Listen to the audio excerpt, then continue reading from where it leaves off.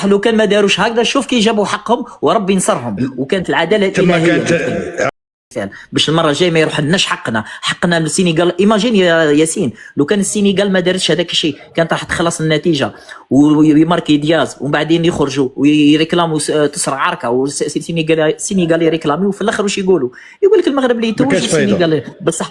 بصح لو كان ما داروش هكذا شوف كي جابوا حقهم وربي نصرهم، وكانت العداله الالهيه. كانت عداله الهيه تم بدون عداله الهيه. شوف هذاك اللقاء ما تحكم فيه حتى واحد، تحكمت فيه ربي سبحانه اللي اكثر مني ومنك، واللي يعرف ربي اللي شاف فيه خير ودار هكذاك.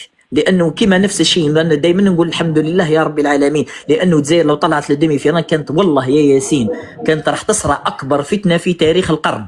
هي هذه كون صرات كانت راح تصرى واحد، لكن ربي شاف فيها خير، هذا ما كان ياسين. والسلام عليكم خويا عمار، مرحبا بك خويا العزيز، اهلا وسهلا ومرحبا. اليوم موضوع هام جدا، موضوع الساعه اللي راه يعني تكلموا عليه، يعني كل العالم تعاطف مع السنغال، حتى يعني مصر الجزائر، يعني العنوان راه باين. لماذا شجع الجزائريون والمصريون المنتخب السنغالي واحتفلوا بتتويجه رغم ان المغرب بلد عربي؟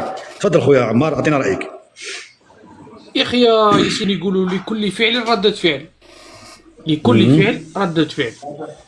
لما انت تشجع مثلا نيجيريا، ولما انت تشجع مثلا الكونغو، وتشجع كوديفوار على حساب المنتخبات العربية اللي هي مصر وتونس، عفوا مصر والجزائر، ومن بعد حابني نسيبورتيك، هنا تسمى انت منافق، انت انسان غير سوي، انت ماكش نورمال في تخمامك. كيما الفيزازي يا خويا ياسين، الفيزازي هذا وين خرج بفيديو قال لك علاش الدول العربيه كامله شجعت السنغال وما شجعتش الجزائر المغرب.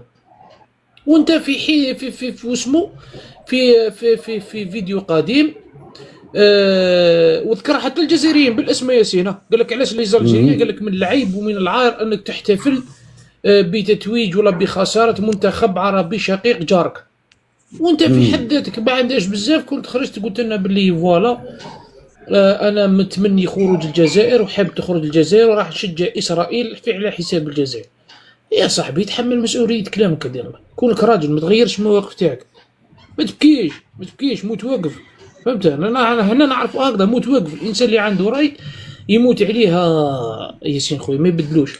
الصوره اللي عندي هنا صلاه المغرب لطاقم الفني للسنغال قبل المباراه. السنغال مسلمين فيهم 95% مسلمين، وخاوتنا نورمال، ما عندناش مشكل، خاوتنا وافارقه وجيراننا وعادي جدا. فهمت؟ كاين حاجه اخرى يعني انت تشوفها عمار انت تشوفها ردة فعل؟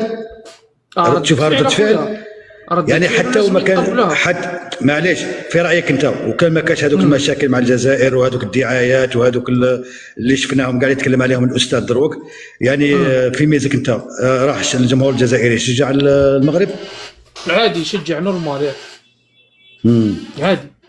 لو كان ما صارتش هذيك تهي تاع الشعب المغربي وخرج يسب فينا والشي اللي داروه، ما تلقاش جزائري ما يسيبورتيهمش.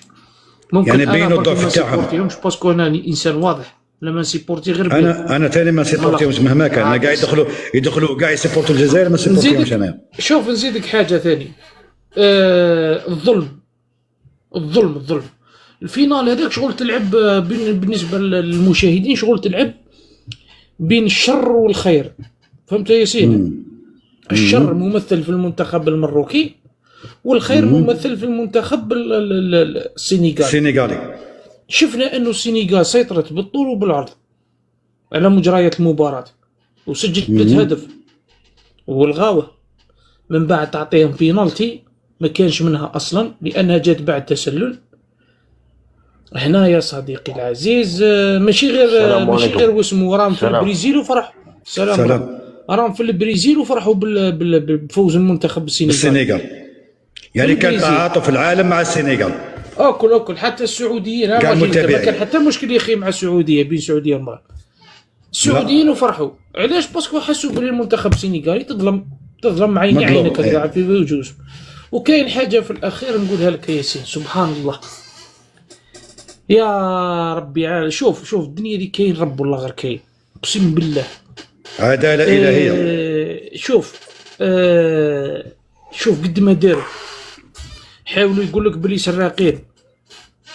شوف الغزوه تاع البوالوات،